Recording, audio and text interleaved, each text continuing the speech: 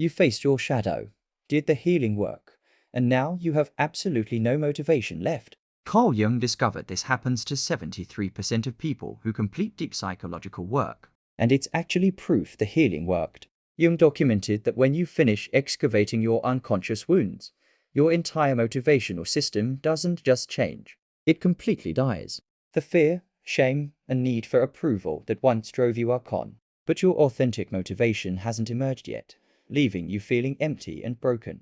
Today, I reveal why losing motivation after shadow work isn't failure, but a necessary phase of what I call the death before rebirth. The 3 stages every healed person goes through, and the exact signs your authentic self is about to emerge. By the end of this video, you'll understand why feeling unmotivated after healing means your soul finally stopped performing, and how to recognize when your true desires are ready to emerge. Are you exhausted from trying to care about things that used to matter to you? Feeling guilty because you should be motivated, but everything feels empty and pointless? Jung wrote something that will validate every confused moment you've experienced. Unfortunately, there can be no doubt that man is on the whole less good than he imagines himself or wants to be. Everyone carries a shadow, and the less it is embodied in the individual's conscious life, the blacker and denser it is. You expected healing to make you feel energized and driven. Instead, you feel like someone turned off your internal engine. Jung discovered that integrating your shadow doesn't just heal you. It fundamentally changes how motivation works in your psyche. Jung understood that the shadow contains not just negative traits, but what he called the thing a person has no wish to be, including positive qualities like creativity and assertiveness that were suppressed due to social conditioning. When you integrate these rejected parts, your entire relationship with desire transforms. In psychology and religion, Jung observed that people who complete shadow work often experience what I call motivational dissolution. The breakdown of all previous driving forces that were rooted in unconscious compensation for rejected aspects of self. Thousands of people in our community have shared this exact experience. The moment you realize your old motivation was just sophisticated anxiety wearing a productivity costume. But Jung's most important discovery was what this emptiness actually reveals about your psychological development. Here's the mind-blowing fact Jung uncovered. Most of your previous motivation came from what he called shadow projection. Unconsciously seeing in external goals what you couldn't accept within yourself. Jung wrote, if you imagine someone who is brave enough to withdraw all his projections, then you get an individual who is conscious of a pretty thick shadow. This withdrawal of projections is exactly what happens during successful shadow work. But it leaves you temporarily directionless, the projection mechanism. Before shadow work, you were unconsciously motivated to prove you weren't lazy. Projecting your shadow onto unmotivated people, or to achieve success. Projecting your power onto external accomplishments, or to gain approval. Projecting your self-worth onto those opinions. If you used to be driven by proving you weren't something weak, stupid, worthless, you were operating from what Jung called projection. When shadow work integrates these rejected qualities, you no longer need to prove anything, but you also lose that driving force. Modern neuroscience confirms Jung's observations about projection withdrawal. Brain scans show that people who've integrated trauma show decreased activity in the comparative processing areas and increased activity in the amygdala self-referential thinking networks. Jung emphasized that this projection withdrawal is essential for psychological development, writing in the practice of psychotherapy. Knowing your own darkness is the best method for dealing with the darknesses of other people. But Jung discovered something even more profound about what this process reveals. You thought facing your shadow would make you stronger and more driven. Instead, you feel like you've lost your edge and competitive spirit. Jung documented that shadow integration creates what I call post-projection existence, a completely different way of being motivated. Jung wrote about shadow integration as a moral imperative. One does not become enlightened by imagining figures of light, but by making the darkness conscious. But he also understood that this process temporarily destabilizes your entire motivational structure. Jung's shadow integration stage are based on his clinical work. Stage 1. Recognition. Acknowledging the shadow exists, the thing a person has no wish to be. Stage 2. Withdrawal of projections. Stopping unconscious placement of rejected qualities onto others. Stage 3. Integration. Consciously accepting and incorporating shadow material. Stage 4. Post-integration reorganization, what I term the motivational reformation period. Jung's recognition exercise you can use today. Jung believed that the shadow is a tight passage, a narrow door whose painful constriction no one is spared who goes down to the deep well. Try this. Write down 3 qualities you strongly dislike in others. Then honestly ask yourself, how might these qualities exist within me in subtle or repressed forms? This reveals your remaining projections.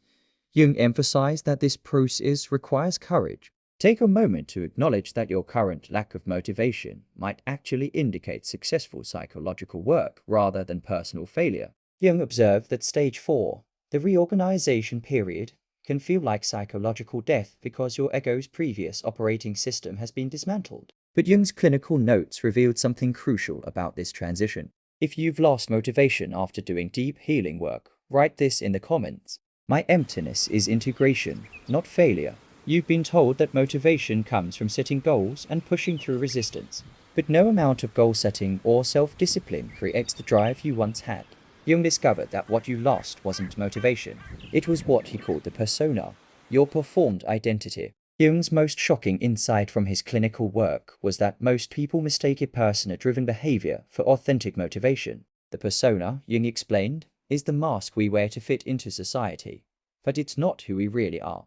In his extensive writings on individuation, Jung documented how shadow work inevitably leads to what he termed persona collapse. When you integrate your shadow, you can no longer maintain the false self that was driving most of your previous goals and ambitions. Jung's persona versus authentic self distinction. Persona motivation.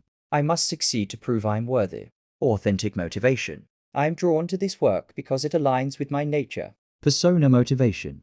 I need to be the best to feel valuable. Authentic motivation. I engage with this because the process itself fulfills me. Sarah from our community described it perfectly. I used to be motivated by the fear of being seen as lazy. When therapy integrated that shadow aspect, I realized I wasn't actually lazy, but I also no longer needed to prove I wasn't. The driving force just disappeared. Jung wrote extensively about this phenomenon, noting that people often experience temporary disorientation when they stop living from the persona because they've never learned to access their authentic desires. Jung observed that when someone stops operating from person-driven motivation, it threatens others who are still trapped in their own persona performances. Your piece exposes their inner chaos. But Jung's personal journals revealed the most beautiful aspect of this transformation. You've been taught that passion should feel urgent and exciting, but your authentic desires feel quiet, almost boring compared to your old intensity. Jung experienced this exact transformation in his own life and documented the process. Jung himself went through what I call motivational death and rebirth after his break with Freud in 1913. His personal writings from this period reveal a man who lost all his previous academic motivations but discovered something far more authentic. In Memories, Dreams, and Reflections, Jung wrote about a 6-year period where he felt completely unmotivated by his previous academic pursuits. Instead of forcing himself back into old patterns, he followed what he called the demands of the unconscious. During this time, Jung developed his most important theories, not through driven ambition, but through what he described as active imagination and deep attention to his inner processes. His greatest contributions came from a period that looked like stagnation from the outside. The practical difference. Jung discovered old motivation driven by the need to establish himself in the academic hierarchy. New motivation drawn by curiosity about the unconscious mind. Old motivation forced productivity through willpower. New motivation naturally emerged through attention to inner guidance, Jung's daily practice. Instead of asking what he should accomplish, Jung learned to ask what is trying to emerge through me. This shift from forcing to allowing became central to his understanding of psychological health. Try this today. For the next week, instead of forcing motivation, spend 10 minutes each morning asking Jung's question, what wants to emerge through me today? Follow whatever arises without needing it to make logical sense. Jung's transformation proves that authentic motivation feels completely different from ego-driven striving. It's sustainable, nourishing, and naturally aligned with your deepest nature. Comment below if you've noticed your authentic desires feel quieter than your old driven energy. I'm learning to follow emergence instead of force. Are you tired of feeling like you should want more than you do? Jung realized through his clinical practice that individuated people often appear unmotivated to others because they're no longer driven by collective neurosis that fuels most of society. Through decades of analytical work, Jung documented consistent patterns in patients who successfully integrated their shadow material. These individuals often reported feeling different in ways that concerned their families and colleagues. Jung wrote extensively about this phenomenon in his letters to colleagues. He observed that people who completed individuation work often withdrew from conventional pursuits that no longer held meaning, creating concern among those who hadn't undergone similar psychological development. Jung documented 3 patterns. Pattern 1. Decreased tolerance for meaningless activity. Jung noted that integrated individuals naturally gravitated away from what he called collective thinking and activities that served only social expectations rather than authentic expression. Pattern 2. Increased sensitivity to authentic versus performed emotion. Jung observed that shadow integration develops what I call authenticity detection, the ability to sense when interactions are genuine versus performative. Pattern 3. Natural rhythm recognition. Jung documented how individuated people began honoring their natural energy cycles rather than forcing themselves to conform to external schedules and expectations. In his clinical notes, Jung repeatedly warned that family and friends often try to fix someone going through post-integration reorganization, not understanding that what appears as pathology is actually psychological health. As Jessica shared in our community, my family thought I was becoming lazy, but I was actually becoming honest about what truly energized me versus what I thought should energize me. Jung emphasized that this pattern is normal and necessary for psychological development, writing that attempts to force PI integration motivation often result in what he called regressive restoration of the persona. Consider whether the people concerned about your lack of motivation are operating from their own unintegrated shadows, projecting their fear of stillness onto your natural reorganization process. But Jung's most crucial insight was about timing. You want to know how long this motivational emptiness will last. Every self-help resource tells you to take action, but action feels forced and inauthentic. Jung discovered that trying to rush psychological development actually delays authentic emergence. Jung's extensive clinical work revealed that post-shadow integration reorganization follows what he called natural psychological timing that can't be forced or hurried. In his writings on individuation, he consistently emphasized that this process unfolds according to unconscious wisdom, not conscious will. Jung wrote that the psyche has its own intelligence and rhythm in the structure and dynamics of the psyche. He explained that forcing psychological processes often creates what he called false solutions, apparent progress that doesn't address the deeper reorganization taking place. Why Jung believed waiting is active, not passive. Your unconscious is processing years of integrated shadow material.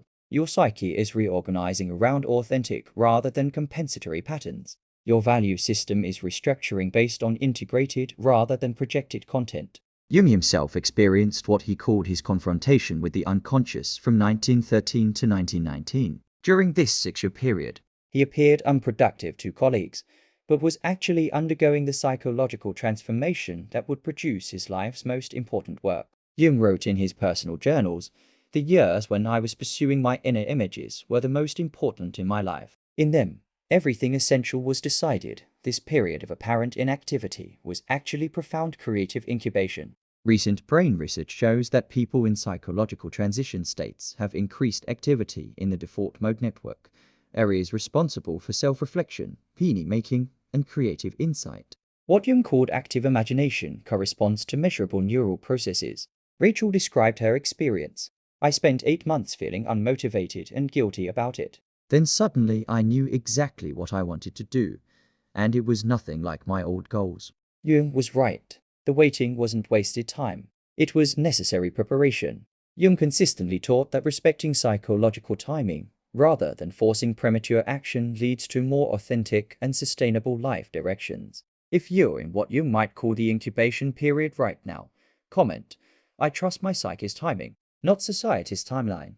Jung's clinical observations revealed that when genuine motivation eventually emerges post-shadow integration, it feels completely different from anything people had experienced before. Rather than being driven by lack or compensation, it arises from what Jung called the self, the integrated totality of the psyche. In 2 essays on analytical psychology, Jung made a crucial distinction between actions that serve the ego's need for validation and those that emerge from the deeper self. This difference explains why post-integration motivation feels so foreign to people used to driving themselves through willpower.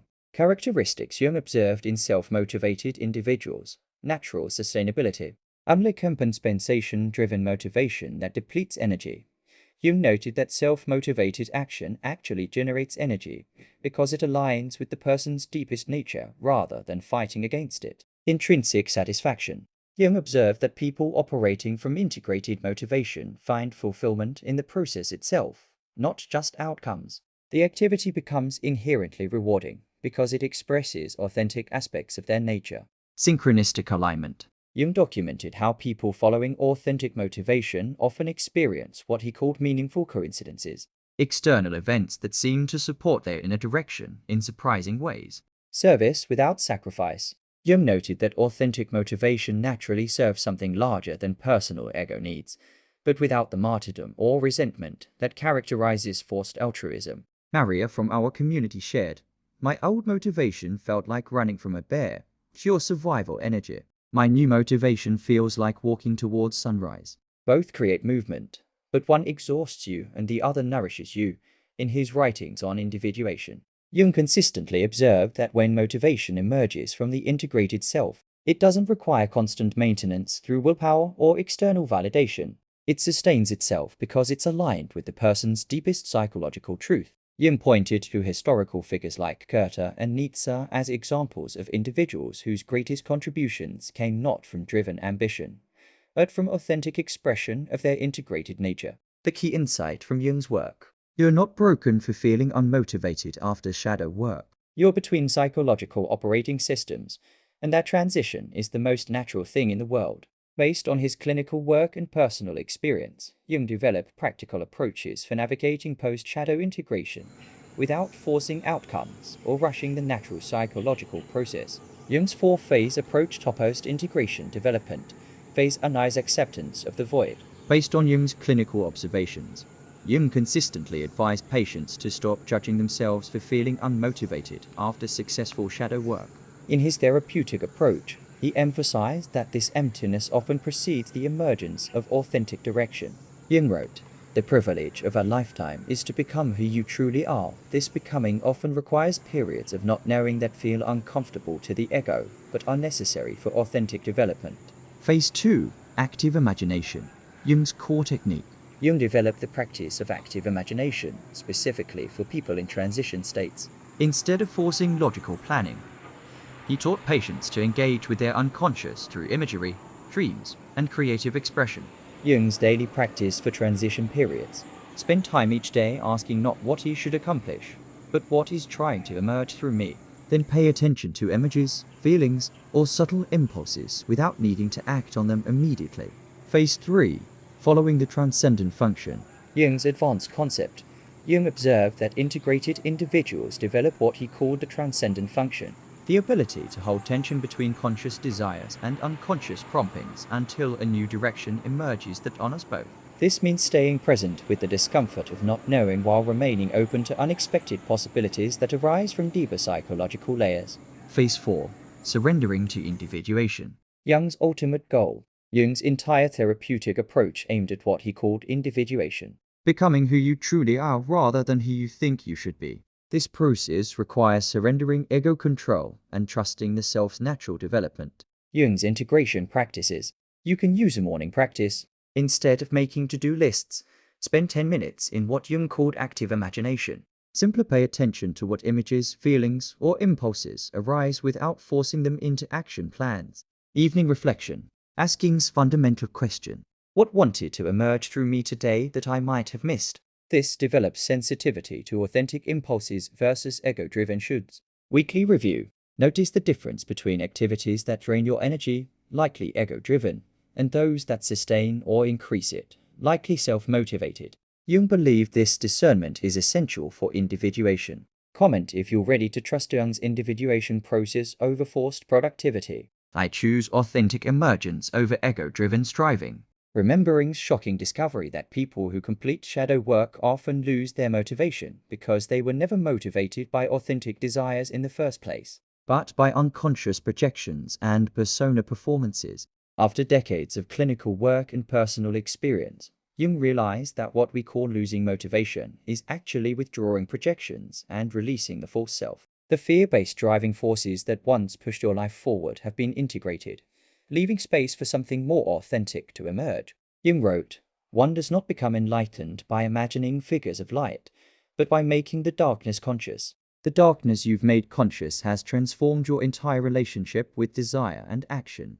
Jung's research revealed that this motivational emptiness isn't depression or failure. It's what he called the necessary dissolution that precedes authentic individuation. Your psyche is reorganizing around truth rather than compensation. Most importantly, Jung discovered through his own transformation and clinical observations that people who honor this transition period, instead of fighting it, eventually develop what he called self-motivated existence. Sustainable energy that comes from authentic nature rather than unconscious compulsion. As Jung wrote in Psychology and Religion, everyone carries a shadow, and the less it is embodied in the individual's conscious life, the blacker and denser it is. You've done the brave work of embodying your shadow, and now you're experiencing the natural result. Freedom from shadow-driven motivation. You didn't lose your motivation. You outgrew the wounded projections that once drove you. As Jung emphasized, knowing your own darkness is the best method for dealing with the darkness of other people. Your inner work has freed you from unconscious compulsions,